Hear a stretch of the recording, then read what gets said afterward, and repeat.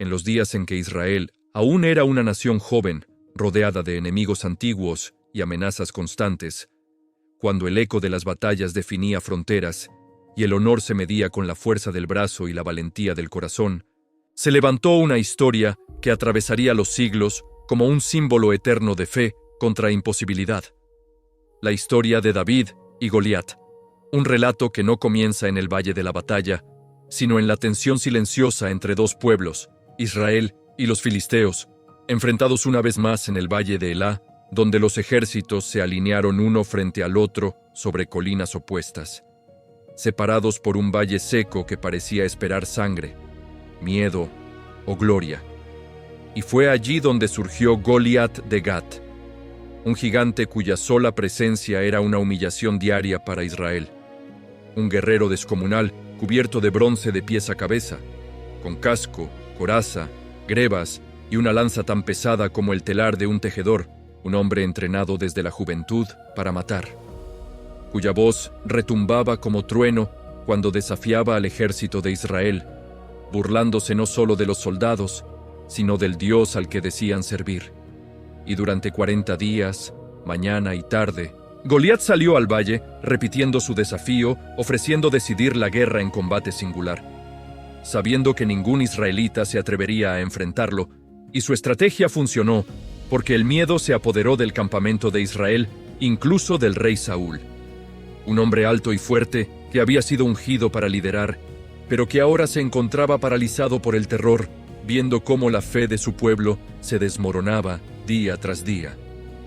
Y mientras el ejército temblaba lejos del campo de batalla en Belén, un joven pastor llamado David cuidaba ovejas, el menor de los hijos de Isaí, sin armadura, sin rango, sin experiencia militar, pero con un corazón moldeado en la soledad del campo, donde había aprendido a confiar en Dios, enfrentando leones y osos con nada más que su cayado y su fe.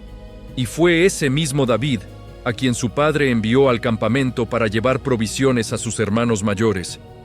sin saber que estaba enviando a un muchacho al punto exacto donde el destino y el propósito divino se cruzarían. Y cuando David llegó al campamento y escuchó las palabras de Goliat resonando una vez más, no reaccionó con miedo, sino con indignación.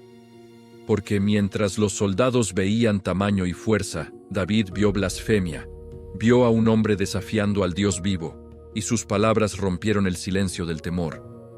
Cuando preguntó quién era aquel filisteo incircunciso para desafiar a los ejércitos del Dios viviente. Y esas palabras pronunciadas por un muchacho, sin armadura, comenzaron a incomodar a quienes se habían acostumbrado al miedo, y pronto David fue llevado ante el rey Saúl, donde explicó con una convicción que parecía absurda que él podía enfrentar al gigante no por su propia fuerza, sino porque el mismo Dios que lo había librado del león y del oso, lo libraría también del filisteo. Y aunque Saúl dudó, terminó permitiéndolo más por desesperación que por fe. Y trató de vestir a David con su armadura, pero el joven no podía moverse con ella, porque no estaba acostumbrado. Y comprendió que no podía pelear con armas que no habían sido parte de su proceso, así que se las quitó, tomó su cayado, escogió 5 piedras lisas del arroyo y avanzó hacia el valle. No como un soldado, sino como un pastor que conocía el terreno. Y cuando Goliat vio acercarse a aquel muchacho, se burló insultándolo y maldiciéndolo por sus dioses, creyendo que la victoria estaba asegurada. Pero David respondió con palabras que aún hoy estremecen la historia. Tú vienes a mí con espada, lanza y jabalina, pero yo vengo a ti en el nombre del Señor de los ejércitos, declarando que aquella batalla no era entre un joven y un gigante, sino entre la soberbia humana y el poder divino. Y en ese momento, mientras los ejércitos contenían el aliento,